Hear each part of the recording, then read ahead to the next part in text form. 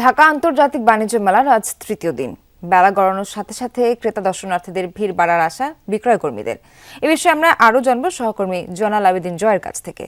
জয়, মেলায় আজ তৃতীয় দিন, এখন এই মুহূর্তে মেলায় সাড়া কেমন দেখছেন? সোহার, আপনি দেখেছেন মেলাটি যেদিন উদ্বোধন করা হয় সেদিনকে কিন্তু প্রচন্ড শৈত্যপ্রবাহের মাঝে মেলাটি উদ্বোধন করা হয়েছিল, যার প্রভাব কিন্তু গত দুদিন আমরা দেখেছি। তবে গতকাল শেষ বিকেলের দিকে কিন্তু ক্রেতা দর্শনার্থীদের একটা চাপ মেলায় পড়েছিল এবং আজ সকাল থেকে কিন্তু সকাল 10টায় যখন বাণিজ্য মেলার প্রধান ফটক উন্মুক্ত করা হয় ক্রেতা দর্শনার্থীদের জন্য, তারপর থেকেই কিন্তু আমরা দেখছি যে লোকজন অর্থাৎ ক্রেতা দর্শনার্থীরা আসতে শুরু করেছে। বিশেষ করে আমরা দেখছি যে শীতের পোশাক যে স্টলগুলোতে এবং বিদেশি যেসব স্টলগুলো রয়েছে সেখানে কিন্তু ক্রেতা দর্শনার্থীরা ভিড় করছেন। যদিও কেনা বেচা ব্যবসায়ীরা বলছেন কিছুটা কম, কারণ আপনি জানেন যে বাণিজ্য মেলার একটি চিরায়ত নিয়ম হচ্ছে শেষ দিকের অপেক্ষাটা কিন্তু আসলে করে থাকেন ক্রেতা দর্শনার্থীরা। সে সময় কিন্তু মূল্য ছাড়ের বিষয়গুলো থাকে। তবে শুরু থেকে কিন্তু বেচা কেনা একেবারে খারাপ সেটি বলা যাচ্ছে না।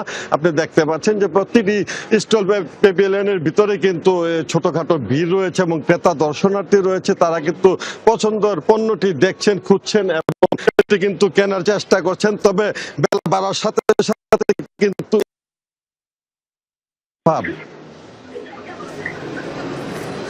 জয়, আপনাকে ধন্যবাদ।